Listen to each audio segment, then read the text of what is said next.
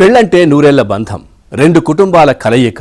ఒకప్పుడు అనుమానాలు అపోహలకు తావు లేకుండా పెద్దలు కుదిర్చిన వివాహ బంధాల్లో అమ్మాయి అబ్బాయి చక్కగా ఇమిడిపోయేవారు.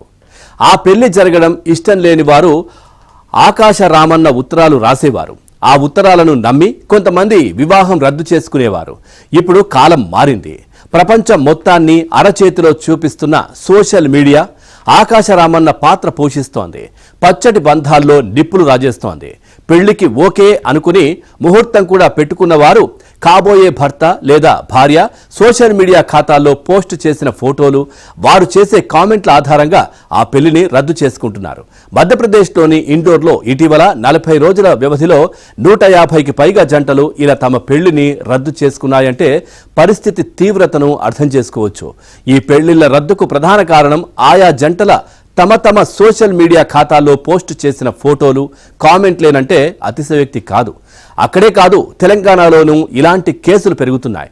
దీంతో చాలామంది అబ్బాయిలు అమ్మాయిలు పెళ్లి బంధంతో ఒక్కటవ్వాలని నిర్ణయించుకోవడానికి ముందే ఎదుటివారి సోషల్ మీడియా ప్రొఫైల్స్ను నిశితంగా పరిశీలిస్తున్నారు.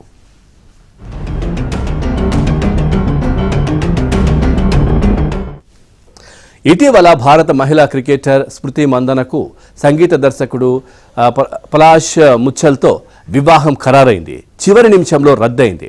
ఇద్దరు కలిసి నిర్వహించిన అనేక ప్రీ వెడ్డింగ్ షూట్లు, సంగీత ఈవెంట్లు సోషల్ మీడియాలో వైరల్గా మారాయి. తీరా పెళ్లికి కొన్ని గంటల ముందు స్మృతి తండ్రి ఆసుపత్రిలో చేరడంతో పెళ్లి వాయిదా వేసి ఆ తర్వాత రద్దు చేసుకున్నారు.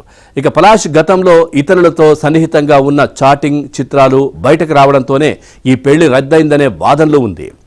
వీరి పెళ్లి రద్దయిన సంగతి దేశవ్యాప్తంగా చర్చనీయాంశంగా మారింది.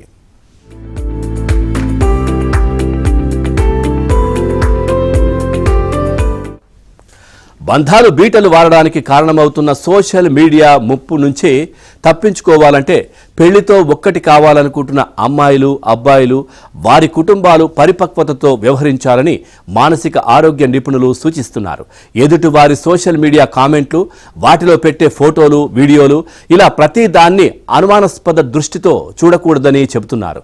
ఒకవేళ గతంలో ఎవరితోనైనా బంధంలో ఉండి దాని నుంచి బయటపడితే పెళ్లి కుదిరే సమయంలోనే ఆ విషయాలన్నీ నిజాయితీగా చెప్పడం అనుమానాలను నివారించడానికి ఉపయోగపడుతుందని సూచిస్తున్నారు. అలాగే ఇద్దరు ఎంత సమయం ఫోన్లో గడిపాలి, ఎలాంటి పోస్టులు పెట్టాలి, ఎవరితో చాట్ చేయాలి అనే విషయాలపై ఇద్దరూ కలిసి ముందే మాట్లాడుకోవాలని, ఒక డిజిటల్ సరిహద్దును ఏర్పరచుకోవాలని సలహా ఇస్తున్నారు. జీవిత భాగస్వామి మొబైల్ను వారి అనుమతి లేకుండా అనుమానంతో తరచుగా చెక్ చేయకూడదని, ఇది వారి వ్యక్తిగత గోప్యత హక్కులను ఉల్లంఘించడమే అవుతుందని స్పష్టం చేస్తున్నారు. ఇక సోషల్ మీడియా పోస్టుల వల్ల అనుమానాలు పెరిగే గొడవలకు దారితీస్తే విడాకులు, పెళ్లి రద్దు వంటి తీవ్ర నిర్ణయాలు తీసుకోకూడదని కౌన్సిలింగ్ నిపుణులను ఆశ్రయించడం ఉత్తమమని సూచిస్తున్నారు.